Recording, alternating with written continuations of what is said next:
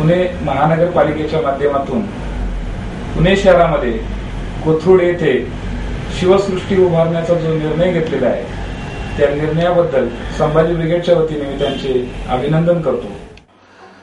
नमस्कार रसिको, मी शरद उपाध्याय. आपण ओळखलंच असेल, दीपक भाऊंचं जे सामाजिक कार्य आहे, विशेषतः रक्तदानाचं, लोकांना मदत करणं, नाना तऱ्हेचे इतर त्यांचे जे कार्यक्रम पाहिल्यानंतर मला आश्चर्य वाटतं की मीन राशीबद्दल मी जे जे बोलतो ते सगळं त्यांच्यामध्ये आहे.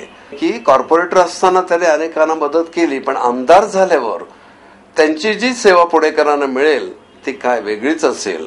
तर दत्तप्रभूंच्या प्रार्थना करतो की आपण त्यांना यश द्या आणि अनेक लोकांना त्यांची मदत होईल अशी सेवा त्यांच्याकडनं करून घ्या, तेव्हा त्यांना यश मिळेल ही प्रार्थना. धन्यवाद. दीपक भाऊ मानकर आज एक केवळ नाव राहिलेलं नाही, दीपक भाऊ मानकर हा एक विचार झालेला विचार. आपण ज्या पुण्यामध्ये राहतो ना, तीच ही पुण्याची माती. ती पुण्याची माती ही छत्रपतींच्या पदस्पर्शाने पावन झालेली माती. म्हणून या छत्रपतींच्या पुण्याला आपल्याला विश्वाची महाशक्ती बनवायचं आहे. या विश्वाचं केंद्र आपल्याला पुणे शहराला बनवायचं आहे.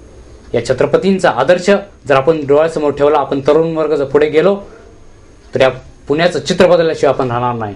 आणि ही जी छत्रपतींची प्रेरणा आहे ना, ती दीपक भाऊंनी ओळखली आणि म्हणूनच त्यांनी छत्रपतींच्या कार्यकर्तृत्वाचा, छत्रपतींच्या इतिहासाचा वारसा शिवसृष्टीच्या रूपाने जतन करण्यासाठी त्यांनी जोरदार प्रयत्न केले या मर्द मावळ्यानं. म्हणून आज तमाम शिवप्रेमी युवकांच्या वतीने मी सांगतो की आम्ही दीपक भाऊंच्या मागं अतिशय समर्थपणे पूर्ण ताकदीनिशी उभा राहू. शिवसृष्टी उभारण्यासाठी दीपक भाऊंनी घेतलेला ध्यास, त्यांच्या ध्यासाला, त्यांच्या शिवकार्याला मी सॉफ्टवेअर इंजिनियर विराज तावरे शुभेच्छा देतो.